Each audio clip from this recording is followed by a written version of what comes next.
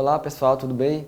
Eu sou o professor Tiago, estou mais uma vez aqui para passar aula hoje sobre práticas corporais de aventura, tá bom? Eu vou explicar a vocês um pouquinho o que são essas práticas, quais são essas práticas, e aí eu queria saber de vocês. Vocês já praticaram alguma prática corporal de aventura?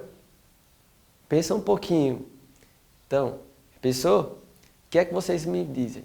Será que vocês já praticaram alguma dessas práticas?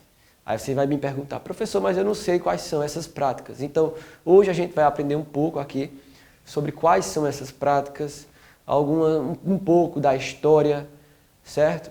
E assim a gente vai ver as características desses esportes que inclusive temos alguns na Olimpíada, certo? Então vamos lá.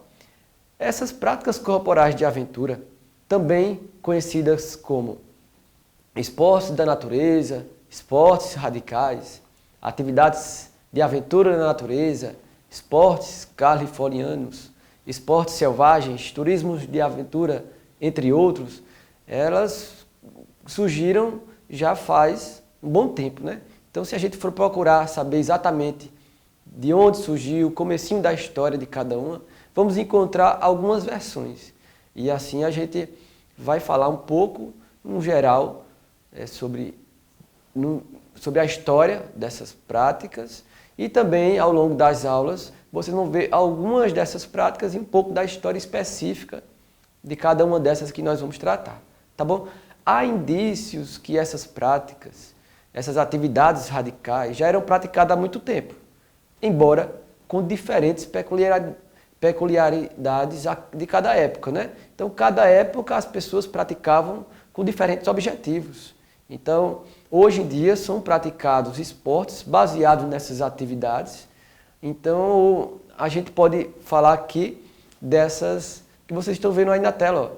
Temos 3 imagens que retratam alguma dessas atividades radicais, podemos dizer assim.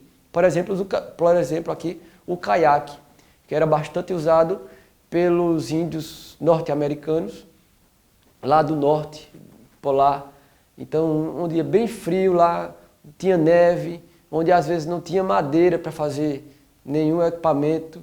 Então, eles desenvolveram um caiaque construído com ossos de animais, ossos de baleia, com a pele de animais, certo? E assim eles desenvolveram o caiaque, onde eles navegavam pelos lagos, pelos grandes lagos gelados, ou até pelo mar mesmo, tá bom? Em alguns lugares, esses caiaques a gente pode encontrar, segundo a história, de madeira também, tá bom? Naqueles locais que existia a madeira para fazer. Então eles iam adaptando. Outro que a gente pode falar aqui, vocês estão vendo, seria o mergulho.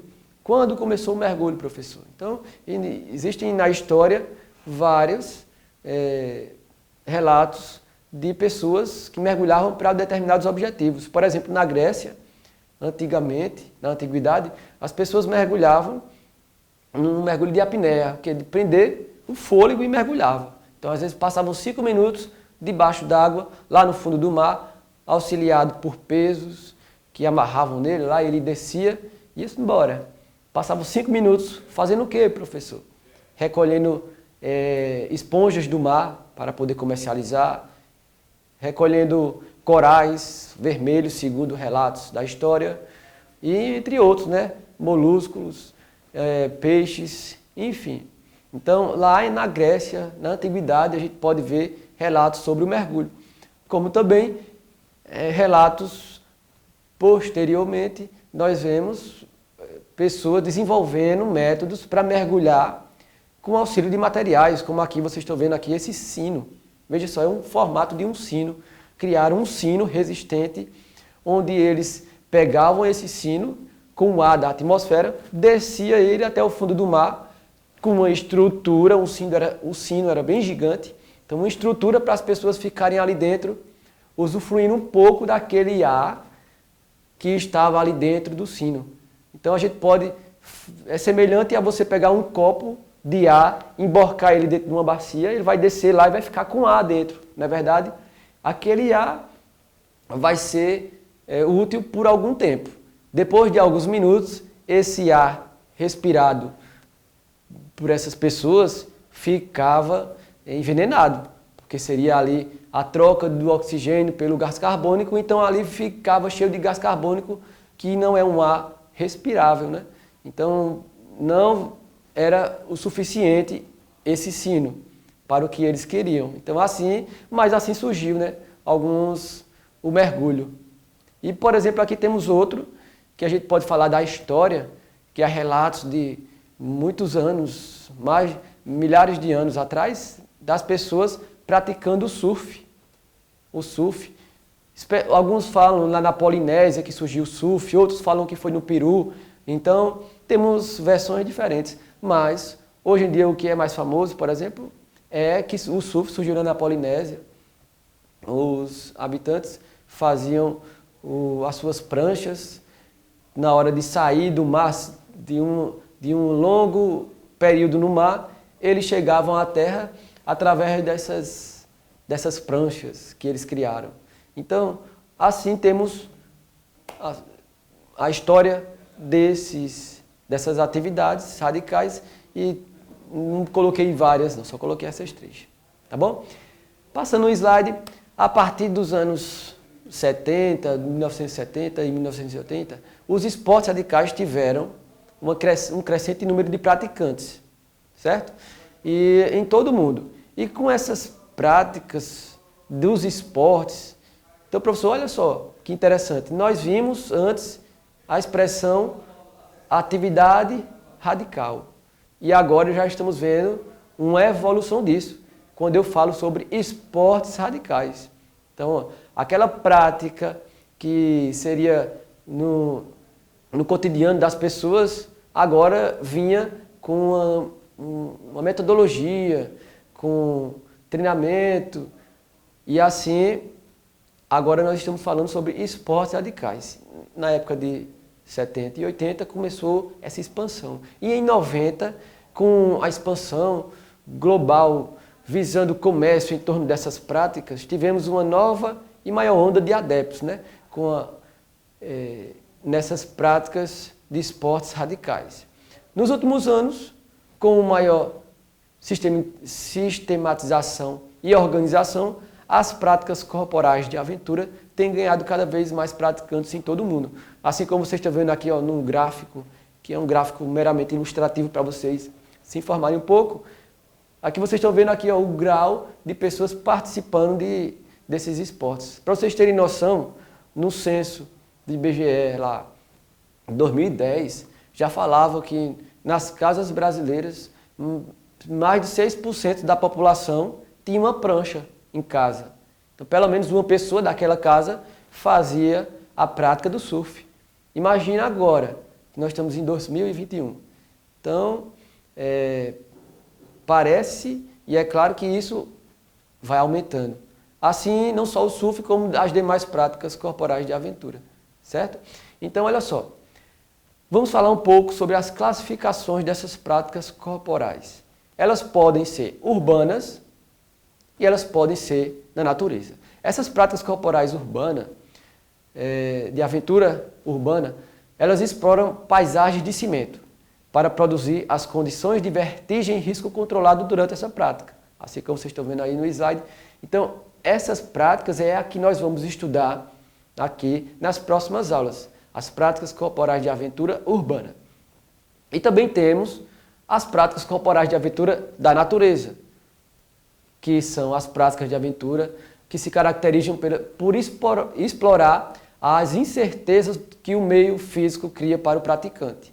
Então imagina você estar lá no meio de uma caminhada na mata, você pode se deparar com qualquer animal que você não está programando. Por quê? Você está na natureza, você está no ambiente deles. E assim é diferente das práticas corporais urbanas, que é mais controlado. Tá bom? Então, olha só. As práticas corporais de aventura urbana, temos algumas que vocês vão ver aí nos slides. Podemos citar aí o bicicross, que é a mesma coisa do BMX, o carrinho de rolimã, o patins, o skate, o slackline, A própria bike, ciclismo, escalada, parkour. Então temos algumas práticas, fora essas temos mais outras, que a gente pode colocar como práticas corporais urbanas. Ok? E os benefícios, professor? O que é que eu posso melhorar fazendo essas práticas?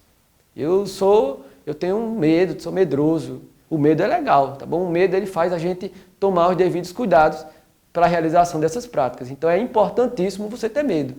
Também é legal você superar esse medo. Depois que está tudo seguro, você fazer, sabendo que você está seguro, as atividades. Então, sempre importante você, antes de realizar as práticas, tomar cuidado, se prevenir para que nada de mal aconteça, usando os equipamentos necessários, enfim.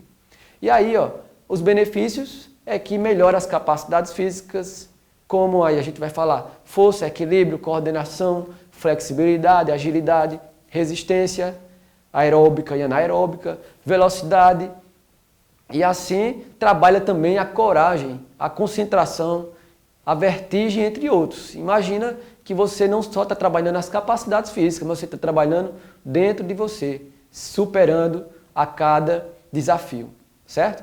E aí, para finalizar essa parte teórica dessa aula de hoje, eu gostaria que vocês respondessem, baseado em tudo isso que nós falamos aqui. Eu falei um pouco sobre práticas corporais de aventura, da natureza e urbanas. E eu quero saber de vocês, quais os nomes e a classificação dessas práticas corporais de aventura da natureza que vocês estão vendo aí abaixo. Então, vou dar um tempinho, pense aí, responda. Temos duas imagens. A primeira, o que é e de qual classificação ela se encaixa. E a segunda, é da natureza ou urbana? Fala para mim, beleza? Deu tempinho já. Vamos lá, a resposta na tela. Isso aí. Será que vocês acertaram, pessoal? Olha só, a primeira prática corporal de aventura é da natureza. Chamamos essa prática de arvorismo, que seria a prática de você andar sobre equipamentos nos troncos das árvores, no meio da mata ou em outros espaços. Tá bom? O arvorismo.